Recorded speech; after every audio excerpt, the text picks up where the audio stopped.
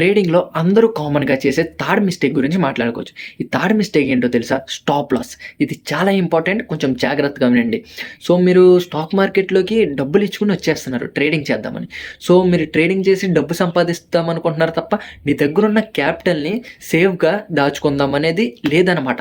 So, ఇట్లా దాచుకోవాలంటే మీరు స్టాప్ లాస్ అనేది మెయింటెనెన్స్ చేయాలన్న. స్టాప్ లాస్ ఎట్లా మెయింటెనెన్స్ చేయాలి? 1:2 రేషియో, 1:3 రేషియో, 1:4 రేషియో అనేది ఉంటాయన్నమాట. సో, ఈ రేషియోస్ గురించి నేను నెక్స్ట్ వీడియోలో మాట్లాడుతున్నాను. బట్ మీరు మార్కెట్‌లోకి రూ. 100 తెద్దాం అనుకుంటున్నారంటే, మీరు రూ. 100 సంపాదించాలని మీ మోటివ్ కాదు. బట్ మీరు రూ. 100నే ఎట్లా అనేది లాస్ కాకుండా చూసుకోవాలనేది మీరు మెయిన్ మోటివ్ కింద పెట్టుకోవాలనమాట. సో, అట్లా పెట్టుకోవాలంటే మీకు స్టాప్ లాస్ అనేది ఉండాలి కంపల్సరీగా. స్టాప్ లాస్ ఉంటే మాత్రమే మీరు ఒక రియల్ ట్రేడర్‌గా, ఒక మైండ్ సెట్ ట్రేడర్‌గా మీరు సస్టైన్ అవ్వగలరు. మెయిన్‌లీ ఇది మట్టికి చాలామంది బిగినర్స్ వచ్చేసినప్పటికి స్టాప్ లాస్ అంటే ఏంటో కూడా తెలీదు. సో, స్టార్టింగ్‌లో మీకు అస్సలేం తెలియకపోయినా పర్లేదు గానీ, బట్ మీరు మెయిన్‌లీ స్టాప్ లాస్ అనేది ఖచ్చితంగా పెట్టుకోవాలి. గుర్తుపెట్టుకోండి. ఈ థర్డ్ మిస్టేక్ మట్టికి అస్సలంటే అస్సలు అవాయిడ్ చేయకండి. ఇది చాలా ఇంపార్టెంట్ ట్రేడింగ్‌లో గుర్తుపెట్టుకోండి.